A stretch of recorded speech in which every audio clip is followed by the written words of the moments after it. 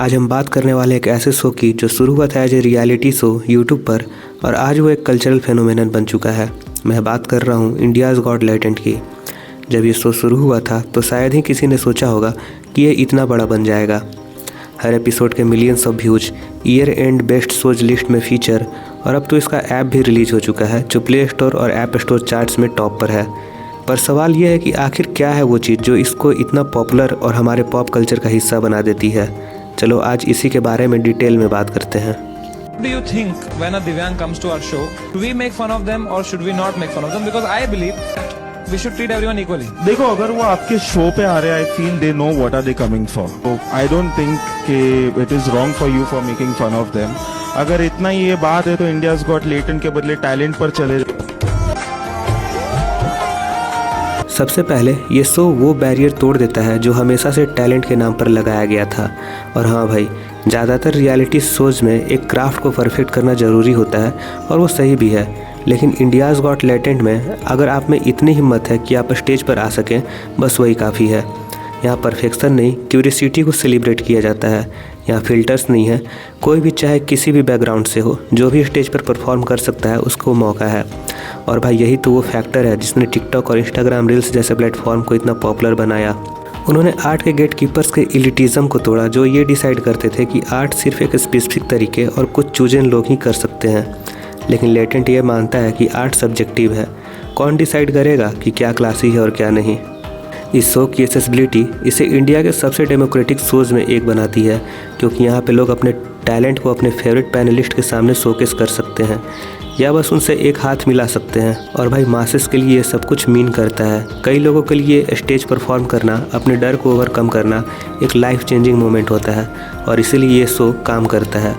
और इसमें कोई शक नहीं है ये इतना हिट क्यों है। और हाँ, एक और चीज़ जो इस शो को और भी ज़्यादा स्पेशल बनाती है वो है कंटेस्टेंट्स का PR ट्रेंड ना होना। वो अपने सबसे कैंडिड, अनफिल्टर्ड और अनहिंज्ड फॉर्म में आते हैं। और भाई ये जनरेशन को यही पसंद है, जब लोग रॉ होते हैं, जब वो बस अपने आप में होते हैं। और ये बात सिर्फ कंटेस्टेंट्स पे नहीं, जजेस पे भी अप्लाई होती है।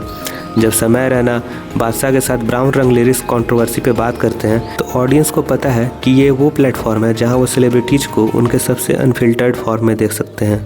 लेकिन भाई इस शो का सबसे बड़ा हुक है इसकी अनप्रिडिक्टेबिलिटी। आपको पता नहीं होता कि आज बेस्ट परफॉर्मर विनर होगा या नहीं। और हाँ, वो कंटेस्टेंट जिसे सब जजेस ने डिस किया हो वो भी प्राइज़ मनी जीत सकता है। हर एक्ट एक थ्रिलर है और हर रिजल्ट एक सरप्राइज़ है। और भाई यही तो शो को और भी एक्साइटिंग बनाता है। अब हाँ, हम सब समय रैना के ओपिनियन से अग्री नहीं करते हैं, लेकिन जहाँ क्रेडिट देना चाहिए वहाँ देना चाहिए। इंडियाज़ गॉट टैलेंट ने एक ऐसा प्लेटफॉर्म क्रिएट किया है जो बिगिनर्स को ग्रो करने का मौका देता है और हसलर्स को साइन करने का। और इसलिए ये शो सारे लव, सक्सेस और ब्रांड डील्स का हकदार है। हालांकि अब हल्ला मचा हुआ है इंडियाज़ गॉट टैलेंट के एक रिसेंट कंट्रोवर्सी पे। इस कंट्रोवर्सी का कारण था यूट्यूबर रणवीर अलाहाबादिया, जिसे बियर बाइसेप्स के नाम से भी जानते हैं, कि एक एपिसोड के दौरान किया हुआ एक ऑब्सीन और ऑफेंसिव रिमार्क। ये कंट्रोवर्सी नेशन वाइड आउटरीच और लीगल एक्शन तक पहुंच गई है। Okay, would you rather watch your parents have every day for the rest of your life, or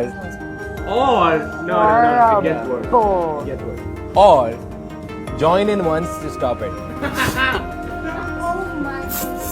God. You have to answer, guys.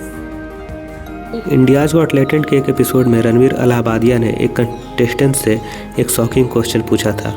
ये remark, जिसे vulgar और disrespectful माना गया, सोशल मीडिया पे वायरल हो गया और व्यूअर्स, पब्लिक फिगर्स और पॉलिटिशियंस ने इसकी हार्श क्रिटिसिज्म की। नीलेश मिश्रा, एक ऑथर और ऑडियो स्टोरी टेलर, ने शो को परवर्टेड कंटेंट प्रमोट करने के लिए क्रिटिसाइज किया जो यंग व्यूअर्स के लिए हार्मफुल हो सकता है। प्रियंका चतुर्वेदी, राज्यसभा MP, ने इस कंटेंट को वल्गर और ब्लास्फेमस कहा और पार्लियामेंट में इसकी इशू उठाने की बात की। महाराष्ट्र CM देवेंद्र फडणवीस ने कहा कि फ्रीडम ऑफ स्पीच इम्पॉर्टेंट है, लेकिन ये सोसाइटल नॉर्म्स और ह्यूमन डिग्निटी को हर्ट नहीं करनी चाहिए।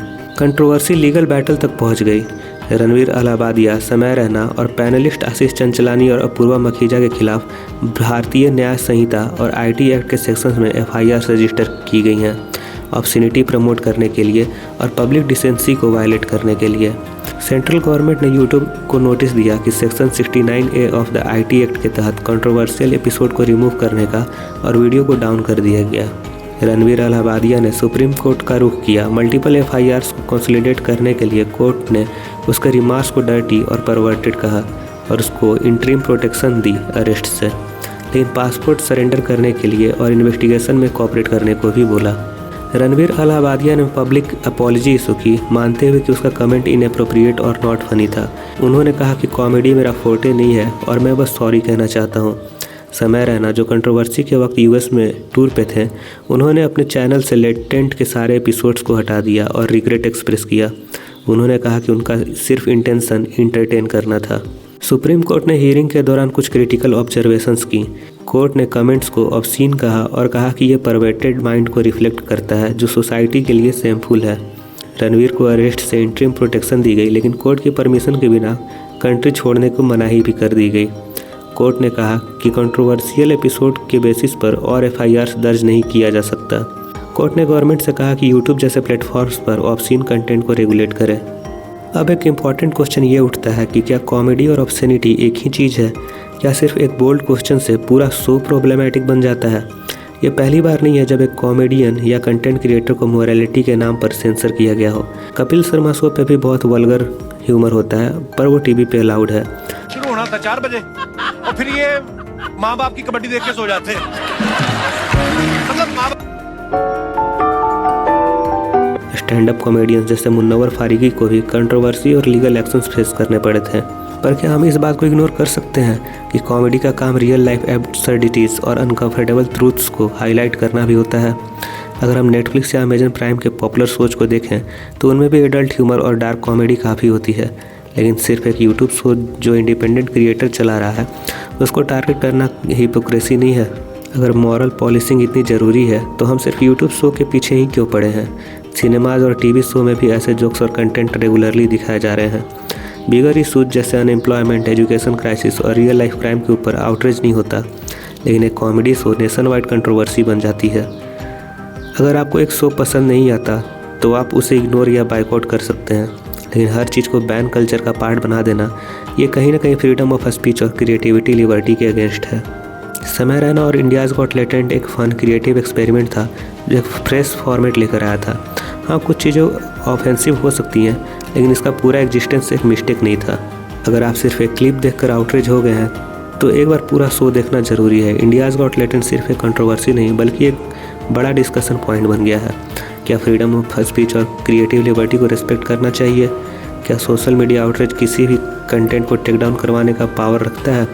और क्या मोरालिटी सिर्फ सेलेक्टिवली अप्लाई होती है? अगर कॉमेडी ऑफेंड नहीं कर सकती, अनकंफर्टेबल क्वेश्चंस नहीं उठा सकती, तो क्या वो सच में कॉमेडी है? आप हमें कमेंट्स में बताओ आपको क्या लगता है, इंडियाज़ गॉट टैलेंट का बैन जस्टिफाइड है या सिर्फ आउटरीच कल्चर का एक नया केस? और आपको अगर ये एनालिसिस अच्छा लगा तो लाइक, शेयर और सब्सक्राइब जरूर करना। मिलते हैं नेक्स्ट वीडियो में।